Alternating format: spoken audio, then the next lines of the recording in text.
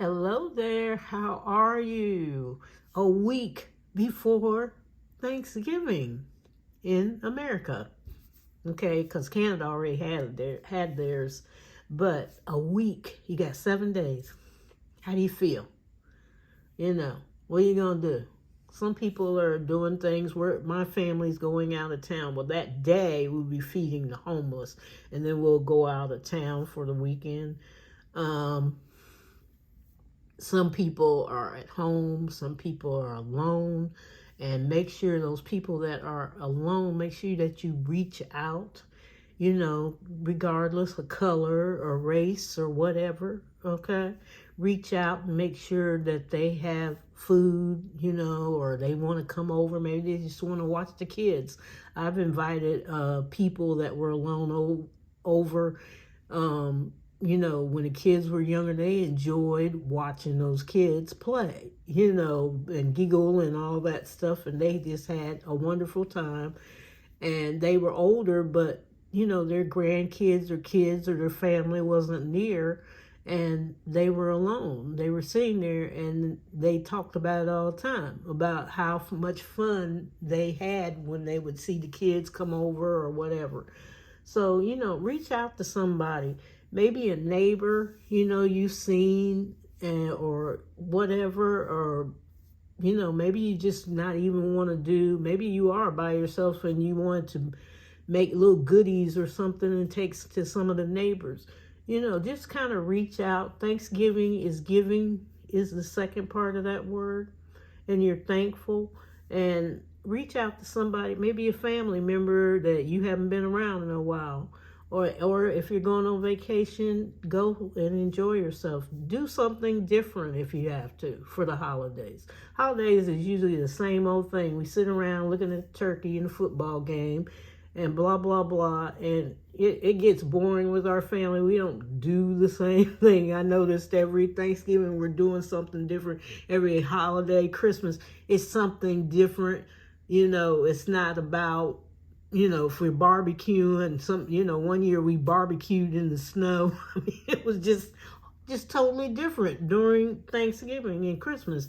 So, think of something different. Think of something outside the box that your kids, if you got kids at home or family at home, that you remember, and keep those moments. It's moments. It's not going out there spending a whole lot of money sometimes. But I was also thinking, because I heard about the boat in the Bahamas capsizing and praying for them, the lady in the wheelchair, problem gone, has left the earth. And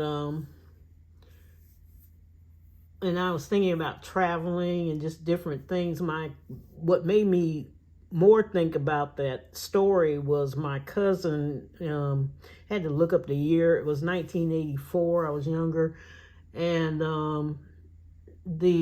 her employer had bought a boat, like a paddle boat type thing, Mississippi type thing, I guess. I can't remember. I know we got the picture somewhere from the newspaper. But it had come on the news about this boat capsizing in the Tennessee River, which used to be called the Cherokee River by the Native Americans.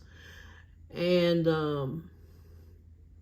it had capsized, and we never dreamed my cousin was on the boat. She was on the boat. During that time, when it happened, they had 18 passengers on the boat, and I think 11 passed away. And she was one of them.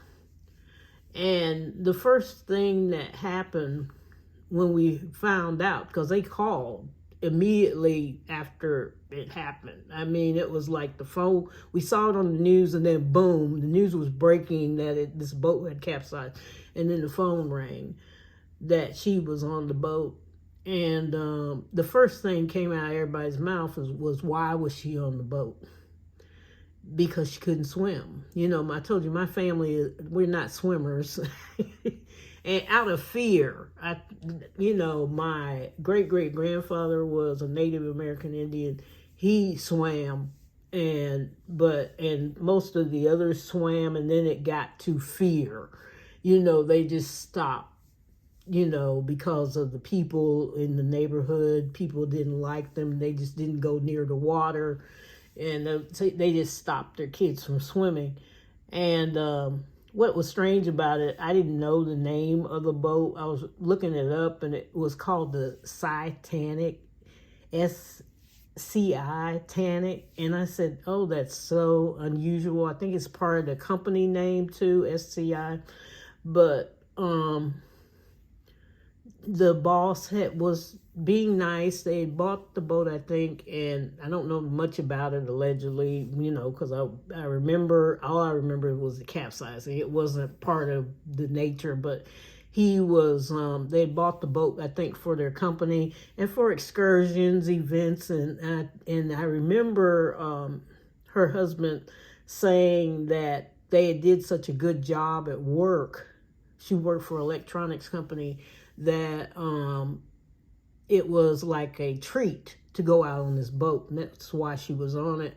And the boat capsized. The thunderstorm had come up, and one of those white squalls that got the boat just flipped, and there were some kids on there. They passed away. I think they all passed away. I can't remember. And but 11 people passed away, and she was one of them. 7 survived. The boat kind of went on top of them, and they could not get out. And it reminded me of traveling. Like my mom always said, when you travel, don't do things that you normally would not do. Really, you wish she wasn't on the boat because she couldn't swim. And it was a big funeral, bad funeral. We were very upset, type thing that she had did this, went on it.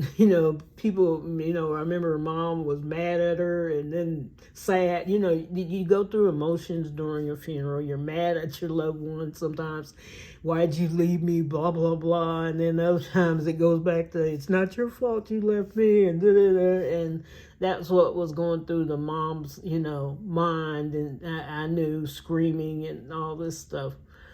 But when you're traveling, I was thinking about that even with the Bahamas thing.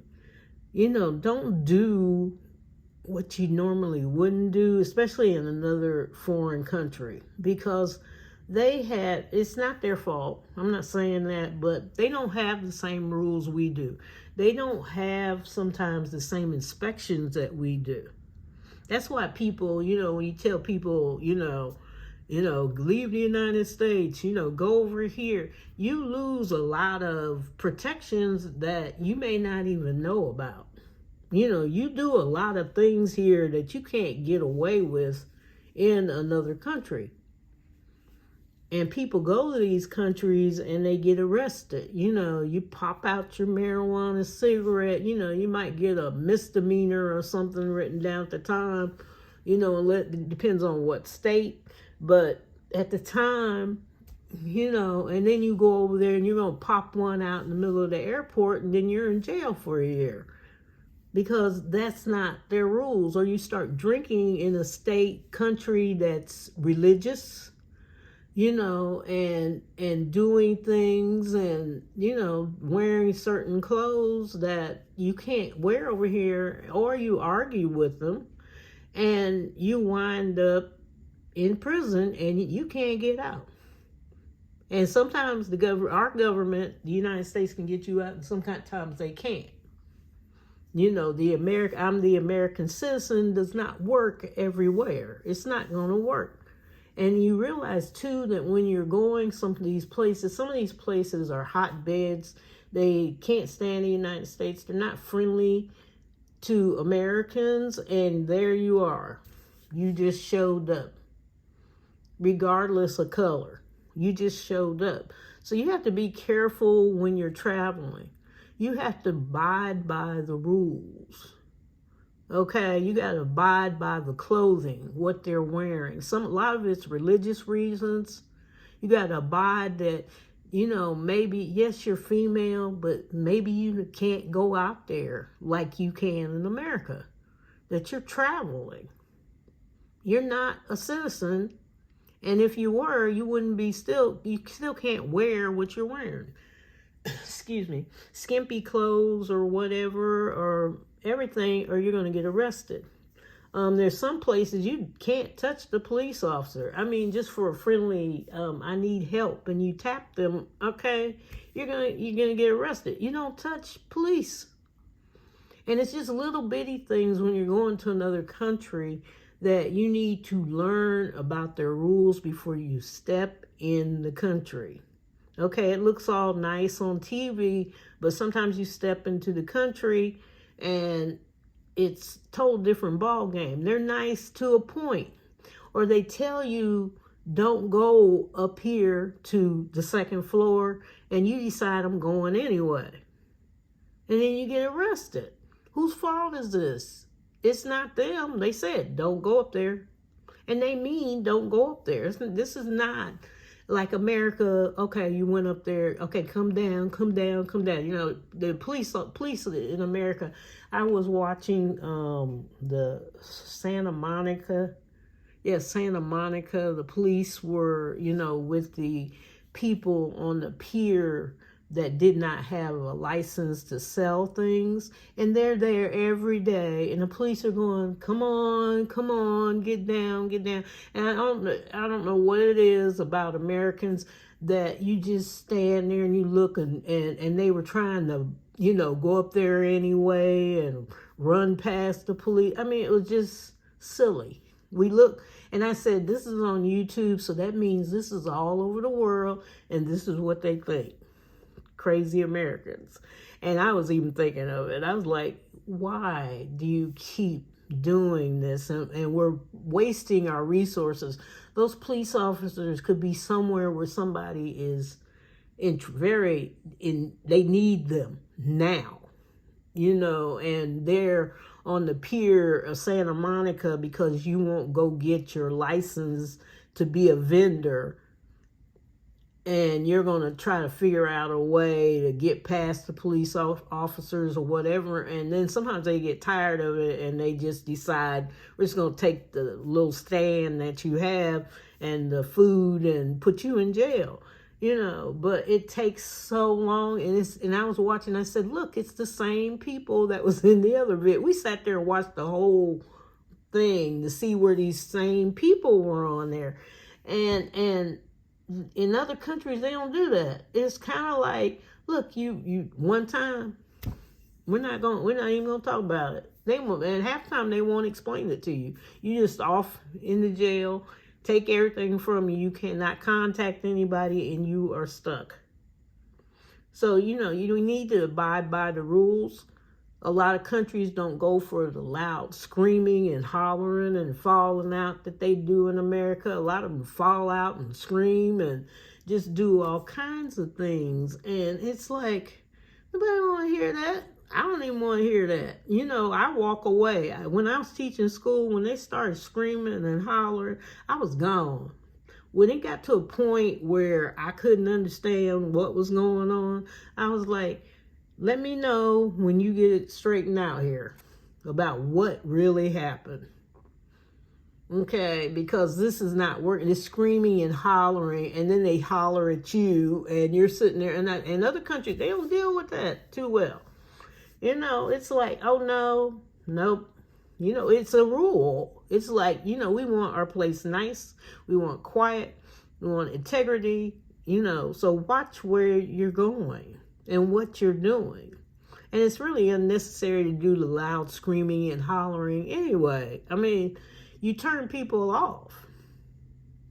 And watch your dress code, what you're wearing. Things we wear over here, some things should never been allowed in the first place, is here. But, oh, that's freedom. Okay, yeah, that's freedom, but it's not freedom in another country. And we Americans have to realize that's not your country. You can't go over there and boss and bully and do what you want to do because that's their country. And even if you move to their country, you still have to abide by the rules. You can't deface ancient property. You know, some of those places have been there for years, stones and stuff. And remember, they were over there putting graffiti and all this other stuff on it. I mean, stuff's been there for I don't know how many years, has never been touched, and Americans go, okay, we'll just draw on it. Why? Because you draw over here and you decide, I'm going to go over there and mess that up too. We just have this sense of entitlement, and entitlement doesn't work over there at all in any country. They just don't put up with it, and I don't blame them. And don't, just like I said, don't do things that you normally wouldn't do. If you've never skied before, why are you getting on skis thinking you can ski and go down that mountain? Why do you think that you drive? My girlfriend, who was a teacher, her parents went to a country, and he took the driving, the wheel was on the other side. The driver, it's on the right side. We drive on the left side. And with the steering wheels on the left, theirs was on the right, and the road was the opposite way, when you're that way. And he was fine. He got disoriented, had a car accident, did not make it. His wife wound up in a wheelchair. We had to go, I went with her to go get the mom and her dad back to the United States, and to try to keep her calm. But if you don't know how to drive that way, don't get there. And the police said he was disoriented. You can tell the way the car was going. Car got hit, ran into a tree, and all this. Shouldn't have been there. It was just, I'm gonna do it anyway. Never did it before. Never drove that way before. And we have to watch what we're doing. Watch what you're doing. Watch with your tickets. If you order something online, watch and make sure, read all the directions before you push that button and pay for it, because you probably won't get your money back. Where are you going to get it from? You probably don't even know the name of the company. The company could be a foreign company, and then you're calling and going on, and you can't get a hold of them. And watch the tourist traps. There's a lot of tourist traps. They see you coming. You got your you don't even dress like the other people. You got all this loud stuff on, or you got this big old hat on, and, you look like a tourist. When I go someplace, I don't look like a tourist. I try to find out what do they got on. And it's easy now. You can go on the internet and YouTube and see what they wear. Don't look like a tourist. Got the big old hat on. I remember, they go to Hawaii, they got all these loud shirts and all this stuff on, and the Hawaii, they cater to you, yes. And most companies will cater to you because they think Americans have a lot of money. That's what we project. We're supposed to be the richest country. And, the TV, we got money, and the YouTube's talking about, even, this doesn't make any difference what color. Now, they were talking about, I was looking at one video, the richest African Americans that were not rappers or anything else. They were business people that had made their money through business. And so we're not just Africans, other races, we're not looked upon as poor. Okay, that's why scammers target us. Okay, you may not be the richest person. You could be making $20,000 a year. That's way more than some of these scammers are making. Okay, they're happy with $100, and they're gone of your money. And we have to be careful of tourist traps even when we go to these other countries. Okay, the girls, I always tell them, the women, get a purse that does not have those little spaghetti strings or just one strap, because they got little knives and little scissors. They click it, you're not paying attention, it's gone. They'll pull it off of your body. Those are not the things you want to take with you. If you got one of those pouches that you put around your waist, put it under your shirt. The whole thing. Strap it around your waist under a shirt. to make it difficult to get. All they got to do is take one little swipe and it's gone. They pulled it off of you and start running. And watch around you before you walk away. If you're pulling money out, watch, look, make sure you didn't drop anything. Don't flash your money. You know, don't be having rolls of money. Put money in different places. Backpacks, watch them. You know, backpacks, you got all these zippers in the back trying to be cute and all this stuff. And that's easy to do. Zip in. You're talking to somebody, or sometimes they work in teams. Somebody's distracting you, talking to you, and they're in your backpack. Or you put your backpack, you're at a restaurant, you put it on a chair.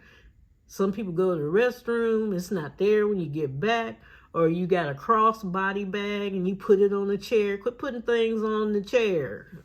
Okay, chair is the easiest thing to get, and especially if they can snip that little strap and they're gone. Or they're just sitting all close to you and they're in your bag.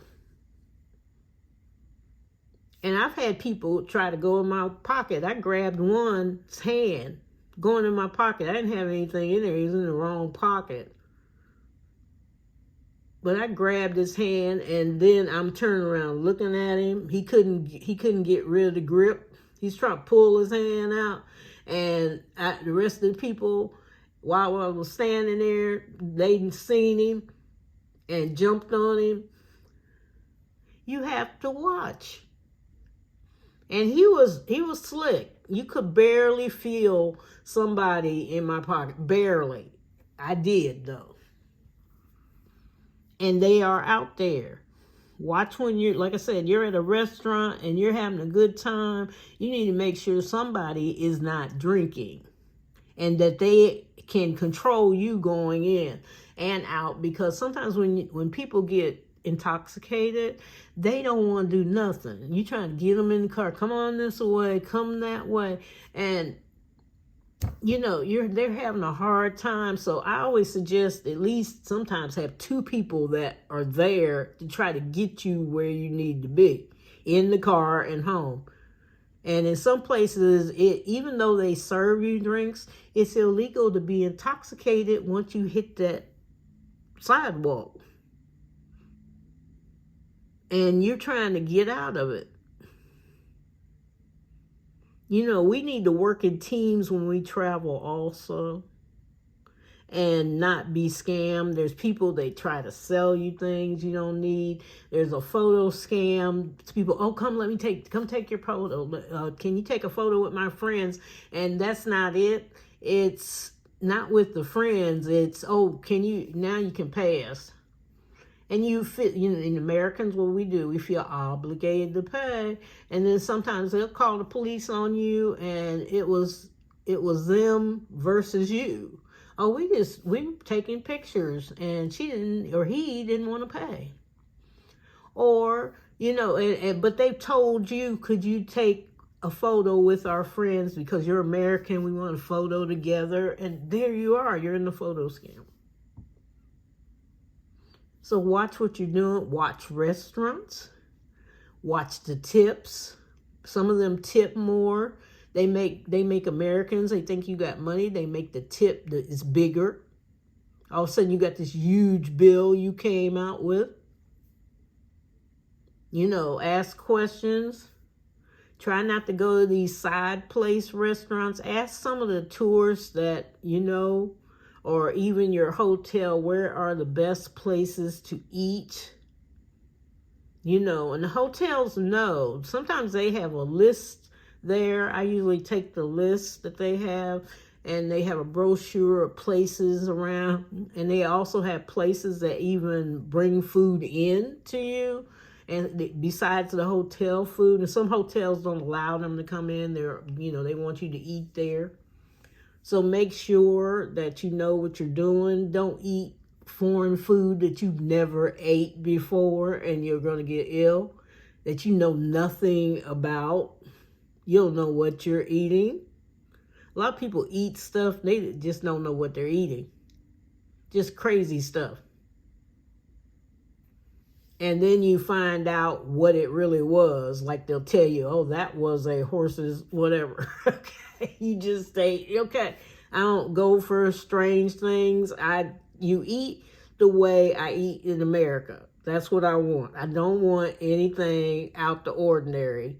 This is not any time for me to try any food, and I'm over in a foreign country, don't know anything about the hospitals. Make sure my insurance is together. Make sure your health insurance, everything is there and that it's transferable, because you may be out of pocket. You may get ill just because you just got ill. Make sure your health insurance is together and what they cover when you go overseas. If you're going overseas or to another country, you got to make sure everything's together. But anyway, I'm going to let you go. I'm working on my December budget for the last month of the year. Okay, it will be time for New Year's and parties and getting ready to just turn things around. You know, some of you going to turn and have different budgets and different this, and I'm so excited because I want to see it. Different binders, you know, we're going to break out. Some of you will have the same stuff, but you're going to break out because you're working on debt-free 2024. If you're not, that's what I'm doing. It's not total because I got a house and a car. I'm in the big wigs now. Okay, I'm in the big booga, so it's going to be a little slower to roll on, and I knew this day was coming, but you know what? Everything else was paid for, so I don't care. I'm just as happy as a lark. Like, I'm thinking back, I said, look at all this other stuff I paid off, you know. And the scammers are alive and well. And on here, you know, telling us, oh yeah, blah, blah, blah, blah, blah. And we have to be careful about scammers pretending to be debt collectors, because they are doing that too. And your money's going to disappear to them and that debt won't be paid. So make sure you check the company if you're thinking of paying off that debt to a debt collector. And so I'm going to get ready and go. No, I'm not a financial planner or anything much else except me, and these are just my little things that I do and talk about with me, my family, and my friends. But I do hope you think before you do anything in your life and enjoy yourself and have a wonderful day, because this day is not coming back, not looking like this. It's going to be totally different, just totally. Okay, take care. If you want one of these planners, this is Frugality is Life Planner on Amazon, and one of my subscribers. And she's a lovely person. And her husband too. I haven't met him, but you know, anybody that's married to Fiona has got to be the bomb. So I'll give him his props, even though I don't know who he is. But anyway, Fiona, love you to death. Take care. Enjoy yourself. Bye-bye.